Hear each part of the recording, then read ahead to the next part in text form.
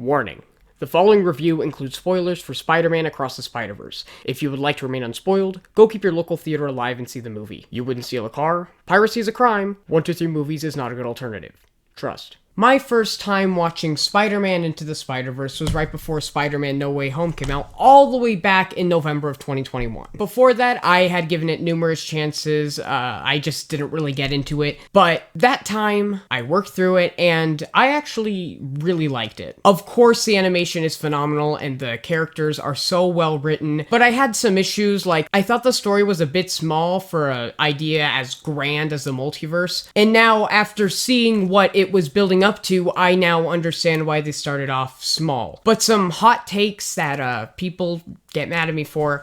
I wasn't the world's biggest fan of the soundtrack. I don't really like the songs, but I think the way that they were utilized in the movie was fantastic. I also found some of the humor a tad bit childish, and the dialogue was a little on the nose and simple at points. But for every nitpick, there are 20 positives that almost weigh out the negatives. I don't think it is completely perfect, but I do understand why people say it's one of the greatest comic book movies of all time, because in my opinion, it is. I personally prefer it more than The Dark Knight.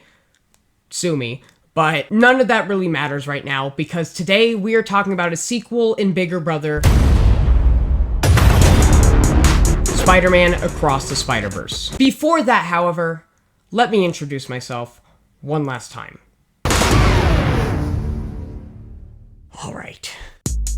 My name is Jaden Parker. I took a bite into a radioactive hamburger, and for a year and a half, I've been one of many to talk about Spider-Man. And I really hope you don't know the rest. Please tell me you don't know the rest. So I saw Spider-Man Across the Spider-Verse in IMAX with my friend Angel. He made us costumes. He made his for Halloween last year, and I'm actually wearing it right now. These were all homemade. He, took a red sweater and, spray painted it, and it was super cool. So we dressed up. He dressed up as Peter B. Parker. Here's a picture right here. We got into the theater. We missed Nuvi. Thank God. I'm so happy. I hate that thing. When we sat in the theater, I felt a sense of relief because the planning process was so unnecessarily complicated. At that point, it was just like, I just want to see the movie. That's the goal. They played 7 trailers before the movie. 7. 5 is the normal average. 6 is maximum. 7? I understand it's a superhero film, but considering how the first one did, I don't think that it's going to be blockbuster numbers. It's animated, so I don't know, but 7? Are they expecting everyone to be stragglers? Because there were actually a couple stragglers in our theater, but 7? I'm glad that we didn't get another Elemental trailer, because for some reason that's been playing in front of almost every film. But come on, what the hell? To start off in a place that is more spoiler-free, this film is 140 minutes long, 2 hours and 20 minutes. An animated film where they animate it all in 3D and go back over it in 2D. A film known for extensive detail is almost 2.5 hours long. That is insane. I don't even know how to think about this. There's a reason it took 5 years, and I'm so glad that this was the output, because I was expecting it to be 2 hours long. Just a couple minutes more than the original. It is almost half an hour longer. I feel like nobody's talking about that. Everyone's saying, oh, the animation and stuff, which of course I'll get to that, but huh? And I know excluding credits is probably about 2 hours and 10 minutes, 2 hours 15, whatever. That's still a long movie, especially for an animated film, but it is so quickly paced. You're getting information thrown at you at every corner, and there's no dead spots. Every single scene is put together and just moves so smoothly. I was never bored. I was always invested in what was happening on screen, and that's because of the way it was animated. Of course, it had the great story, but I'll have to get into spoilers for that. I've always had a thing when I'm talking about, when I'm making movies, if I've ever seen that is fairly slow or, doesn't really add to the plot, always have the shot look gorgeous. And this film hammers down that point. Every single frame is gorgeous. There is, a 15-minute, prologue scene with Gwen, and it is beautiful. Her world is watercolor painting-ish, and the way that they visualize the emotion with coloring and shadowing is I don't even know how, like, you come up with that stuff. It's like, it's beyond comic book. It is, like, museum worthy to an extent. There is, like, so many little details, especially, like, when you get to that Spider HQ. And also, I know I'm going a little bit into it, but it was in the trailers, so... Like, the Spider HQ, there are, like, 1,000 different Spider-Men. And it's not, like, just basic background design. Like, there are details on everyone. It is so impressive. And... it is like that for the whole span of that 2+ hours. Now, the story. It is pretty much Multiverse of Madness, but Spider-Versified, where everyone's expecting Multiverse of Madness to be just constant universe hopping and exploring the multiverse, considering the name. Across the Spider-Verse, they go to many different worlds. Okay, maybe not many, but they go to a lot of worlds that are so unique and so imaginative. There's so many creative ways that they portray them, and it separates one universe from the one before and the one after it. There is so much style mixing. The first one it was very small, like I said. It was very, like, a compact plot. The characters, they had a few different styles, like Nick Cage's Spider-Man Noir had, like, the flowy stuff, and he was all black and white. Then there was Penny Parker, who was, like, anime. There are so many different styles. There's, like, a T-Rex one at one point, and there's a cat Spider-Man, and then there's, like, a car, like, I think it's, like, Peter Parked car. The humor in this film, they mix the emotional parts, because there is a lot of emotional beats that hit very successfully, at least for me, and it mixes it with humor perfectly, more so than Guardians of the Galaxy Volume 3, and you know how much I respect and adore that film. One of the things I noticed after watching this film, and kind of just, I didn't rewatch the first one, but just taking a look at it after a while, is that No Way Home's plot is pretty much identical to how Spider-Man Into the Spider-Verse plays out, the first one. Peter Parker going through some struggle. Well, not Peter Parker. It's Miles Morales, Peter Parker. You know, it's them going through some struggles, and then some mentors from other universes come help him out against some big villains. The Uncle Ben stand-in dies, and then they fight and have a cool battle at the end. Doctor Strange was supposed to come out before No Way Home. It came out afterward. It's kind of in the same order. Across the Spider-Verse is the Multiverse of Madness to Into the Spider-Verse's No Way Home, if you get, or No Way Home's Into the Spider, you get what I mean. They're pretty much the same plot, but one of them is doing it so much more successfully, and I love it. Every little moment and thing builds up into a feeling of being rewarded.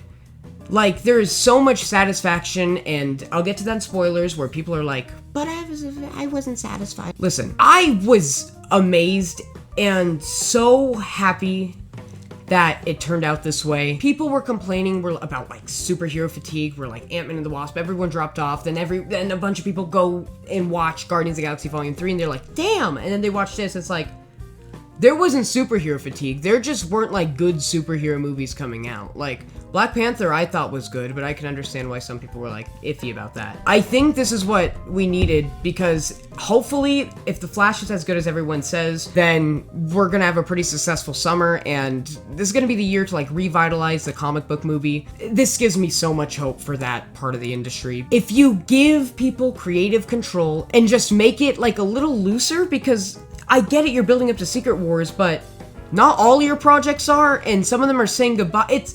You gotta figure yourself out. And this trilogy did. I don't know if it was meant to be a trilogy from the beginning, but it's doing it great so far. But you have to remember this. This is the second part of a trilogy. This is a middle segment. This is The Empire Strikes Back. Don't expect every little plot line to be completed and tied up, because this is the setup to Beyond the Spider-Verse, which is set to come out in March of next year, but I don't know, because this one was supposed to come out in October of last year, like June or something. I think it was supposed to come out last summer, but who knows? So, there are some weird sound mixing issues. I don't know if it was the theater, but I guess, like, I didn't really say anything because it didn't really bother me. And I didn't really, like, notice it after seeing the movie, but I was listening to some reviews and stuff, and people were talking about, like, the sound mixing was weird, and I was like, okay, so it wasn't only me, because originally I thought it was, like, a weird artistic choice, because there's a battle near the beginning where was no major impact with, like, the sounds and stuff. It was really off.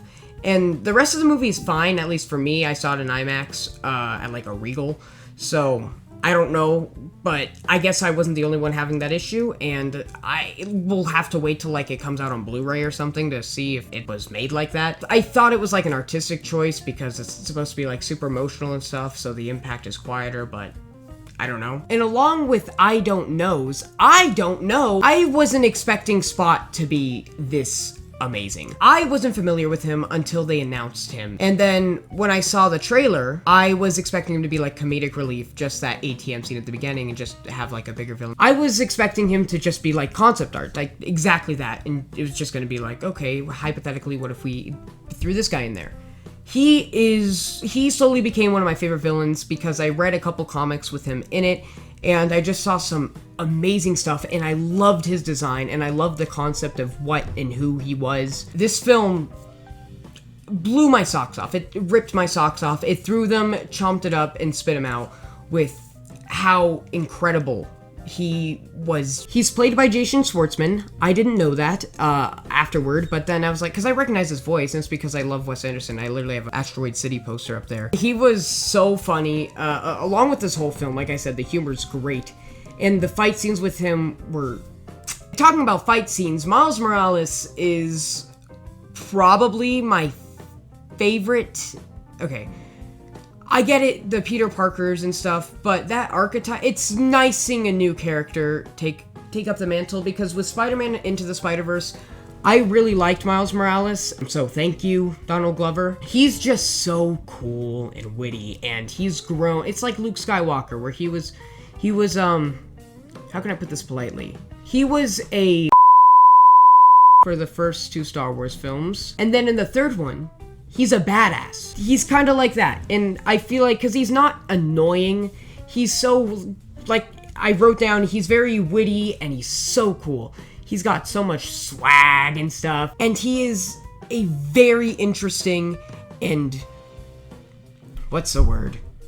Burn. No. He is very layered, and he doesn't only have one motivation. He's like a realistic teenager. Like in the first one where he's humming the words of Sunflower, like they didn't have to do that. But they did. He is one of my favorite comic book characters of all time. Same thing with Gwen. Gwen was kind of annoying in the first one. To me, at least. For the beginning part where she's, like, being cocky with him and stuff. But I really think they did a great job with her character in this film. She opens up the film. We find out more about her backstory. There was one guy in my theater who yelled at random points, and it was funny at some times, and it wasn't at others. And there was one part where he like yelled, what the frick, what the flip, what the cuss, but like he said the word, and I don't want to say it on here because my future employers might see this, and digital footprint matters. There was one part when the title card shows up like 20 minutes in. He's like, "That was the intro? Man, now I want to see the entire thing." I love it. It was moments like that, and there were kids in the theater, and no one was like, the parents weren't yelling at him to shut up or anything, because he was quiet when he needed to be, except near the end. It was just, But, understandably, there were a lot of groans at the end, and a lot of, like, what? There's a lot of, it was really weird, but I understand. So, the soundtrack is great. Like I said, I didn't really like the first one's soundtrack, but I see the thing is, when I say I don't like the first one's soundtrack, that doesn't mean I hate it. I think it's fine, and it works really well with the film that it's soundtracking. And it's the same thing for Across the Spider-Verse, though they use more of like a score instead of relying on like songs, and they do rely on songs. But the musical original scoring is great. They have like this trumpet or brass motif. It appears a lot more than I was expecting. I like it a lot, kind of. I don't really remember. I don't know why I'm talking about this. And the main thing that I want to touch on before I hop into spoilers is, in my opinion, don't get me wrong, I like the first one. I believe that this is leagues better than the first. The animation is, in a word, bombastic. The screenplay is brilliant. The dialogue is fantastic and realistic. The voice acting performances. Like, I watched a Carson Runquist video, the one he just posted a couple hours ago, today, right before filming this, and he brought up the voice acting, and I was like, damn, I forgot about that. Miles' voice actor, all of the voice actors are fantastic. The only ones that I was like, who is that, was Spot, Jason Schwartzman, and the only one that kind of didn't work, because it all worked fine.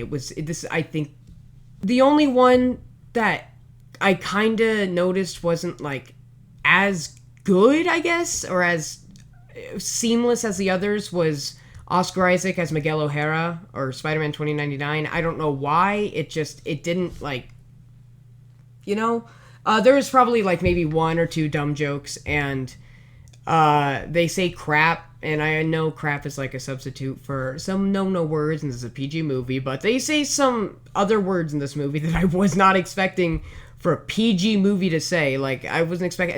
I think they get like 2 ass or whatever or something. So, or whatever or something. I like that. I hope I don't use that again, but we'll see. For every nitpick I have with this movie, other than like the sound thing, I don't know what was up with that.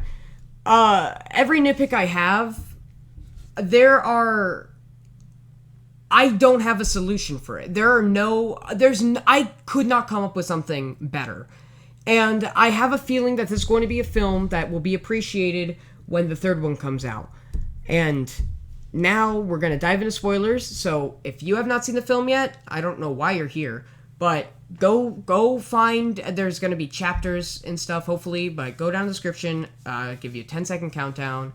10, 9, 8, 7, 6, 5, 4, 3, 2, okay, they're gone. So, spoiler time! This is going to be like kind of a speed round, because I don't know, I just have it all like right here. That 15 to 20 minute opening sequence was fantastic. It opened up, and I was like, huh?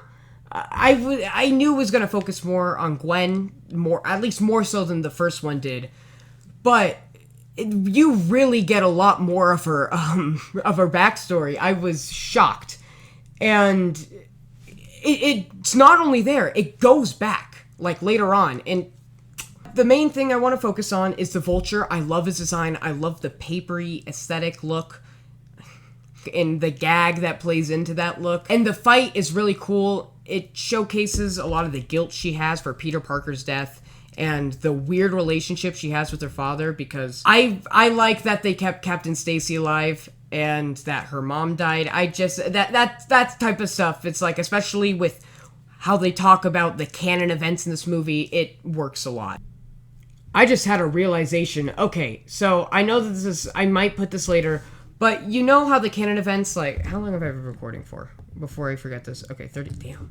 Okay, so the canon events, one of the main things is that a police officer, or a police captain, important to Spider-Man, will die, and that's just a canon event. That happens no matter what. I honestly think that Miles was a stand-in for Gwen Stacy, because when Peter Parker, he cares about Gwen Stacy, and he saves Gwen Stacy from stuff before she dies. Her dad dies before her, and that's what makes it all weird and stuff, but her dad dies because of Spider-Man, or a Spider-Man related event, and Peter Parker saved Miles, because Gwen, I don't believe, exists in Miles' universe, so I'm presuming that he saved Miles, and Gwen's dad would be Miles' dad, and so it plays out, and it makes sense. Like, I don't know if I'm explaining it right, but there are parallels there that make it fit together. And, like, I'm presuming that Gwen's mom, they probably said this in the film, was a police officer in her universe, and that's why she died, or like a police captain. I don't know, but there's so many parallels, and I just realized it while filming, and I hope someone, like, decodes this and writes this out in a better way than I am doing so right now. I just blew my own mind. Like I said, the storytelling with color and the showcase of emotion using blues and reds and shadows and stuff, this is where it all is. kind of annoyed with the detail disappearing, but then I was like, wait, no, that's the point. It's like, this is comic booky, but this is like Last Ronin comic book style, not like classic comic book style. But the whole opening sequence, it's kind of like they do the douchey thing that like Vavilon does, where they don't put the title card till half an hour in, so you're already like invested in what's going on. Then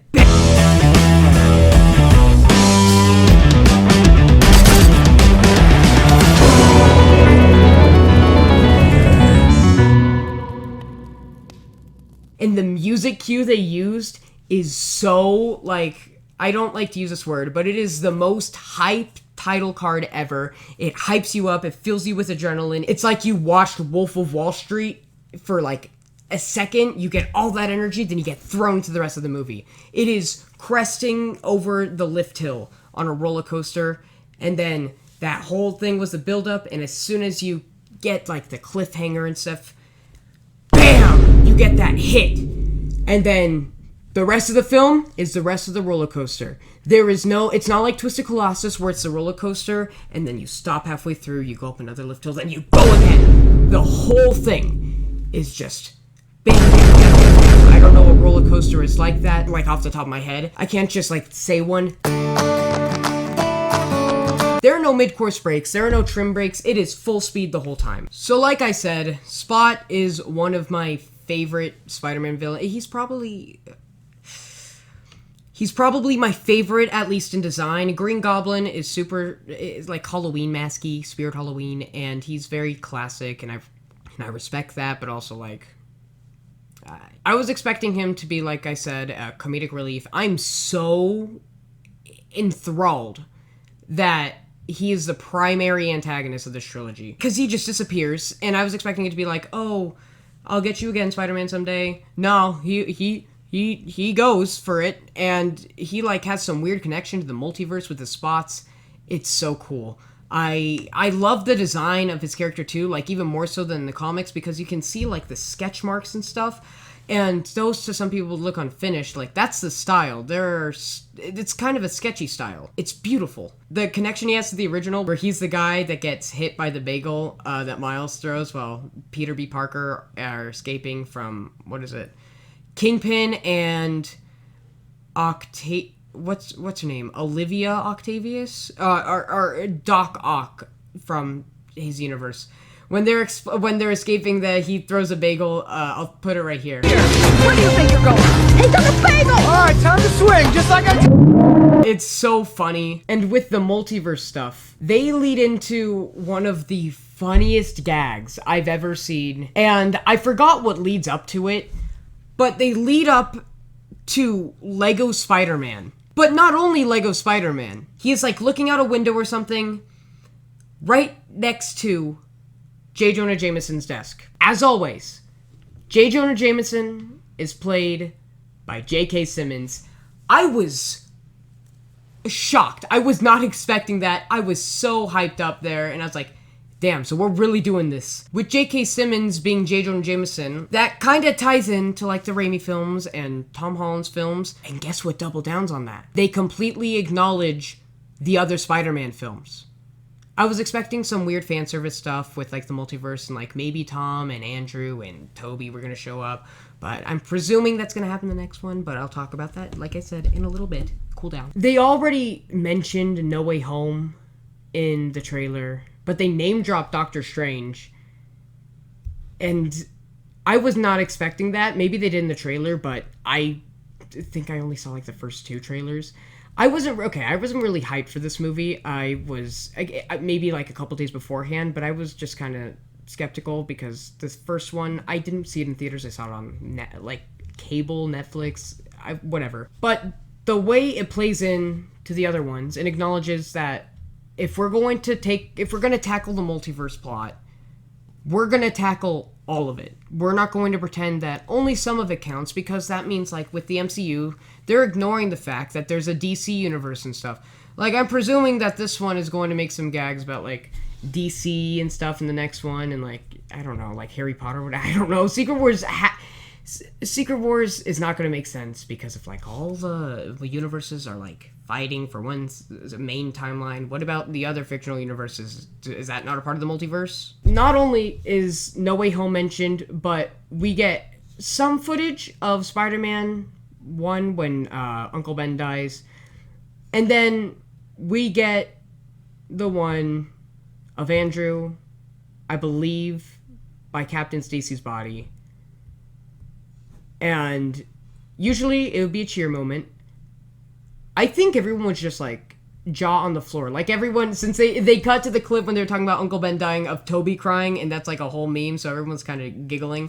But with Andrew Garfield, because they show Andrew Garfield's twice, I don't think they like acknowledge Toby's because there wasn't really a police officer that died close to him, which... another nitpick. They refer to the MCU as the multiverse 199999, but not 616.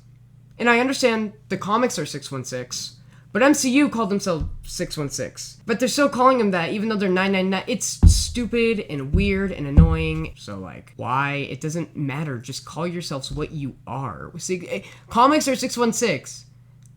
Come on. Like, I honestly think that they should get, like, they should honestly get the screenwriters of this and Phil Lord and Chris Miller to do Secret Wars. Because they were going to do Solo. It's not like they haven't had involvement in live action films. They can make a good MCU movie, and they won't bring back people from the dead, and they will do fan service right. Supposedly, but if you give them control, come on, Kevin, you know they have this. Ask them, they will probably say yes. Another thing I like is that they allude to the romance between Gwen and Miles, but they don't completely play into it. They will tease you and stuff, but they're not going to be like... They're gonna kiss, they're gonna have the big scene on top of the bridge, or like upside down kiss, but they do reference that. I'm glad that they're not going all the way. I hope it ends up... I ship them, I guess. I would love to see them get together, but I think that it would honestly be a little bit more satisfying if they took the Mantis and Drax, or like the Harry and Hermione route, where they're still friends in the end. The canon events thing was really interesting. It was really meta. I love it.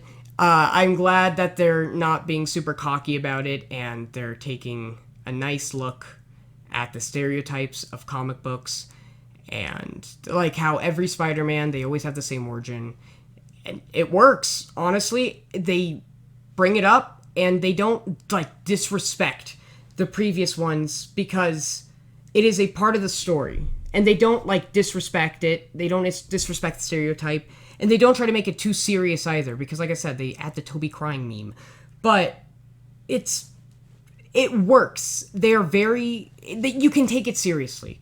And it's one of the things that's like, oh, cool, but it also makes a lot of sense.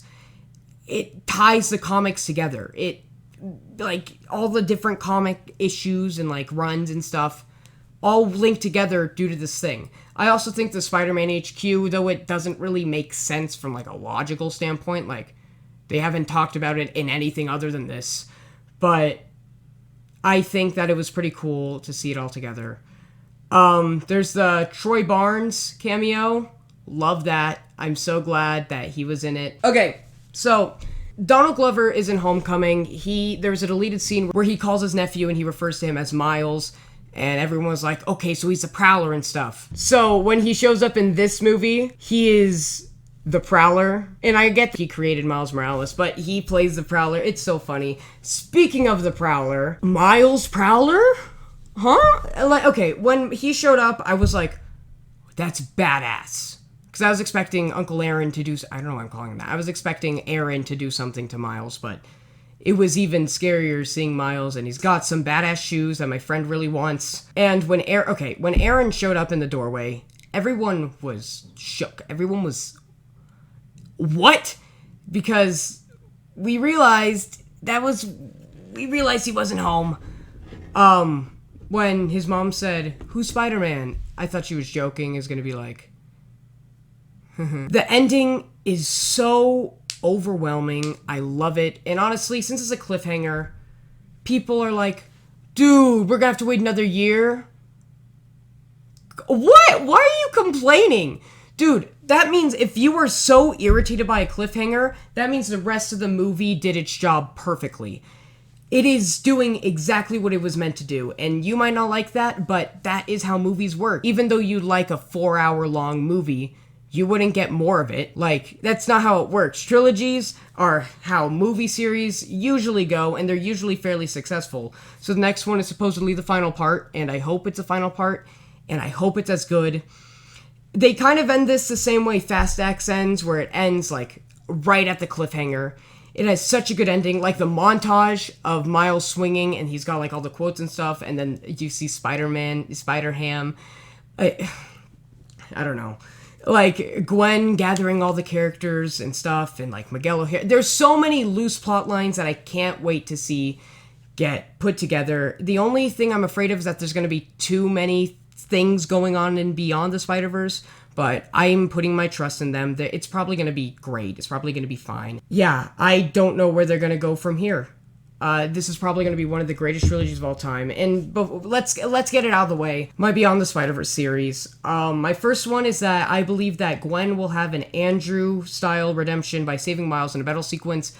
All of her lovers, all versions of Peter when Gwen as Spider-Man dies. The whole thing about, like, Gwen falls for Spider-Man and it never ends well. I have a feeling that might be one of the things where it works. They're going to get together, and then she's going to save him. She's going to have a redemption.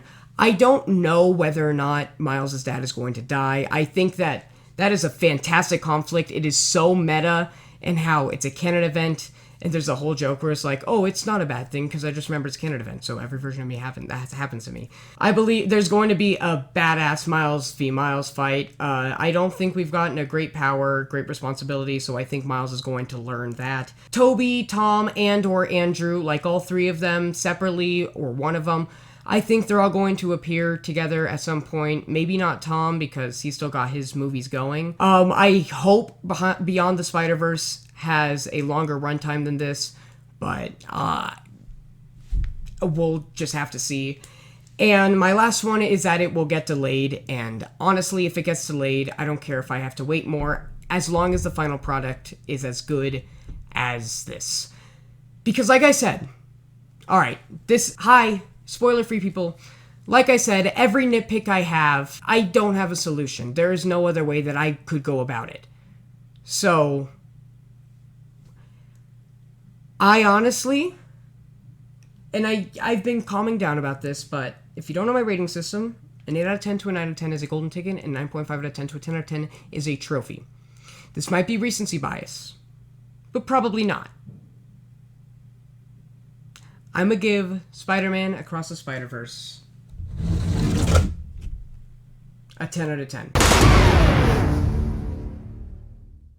This film is perfect in almost every way, and it is one of the best films I've ever seen. It is a fantastic theatrical experience, and I really recommend you go see it in theaters while you still can. The imagery, all of it is worth it. Alright, so I've lost my voice. I don't know from what, but yeah. Thank you all so much for watching, and I'll see you all soon. I'll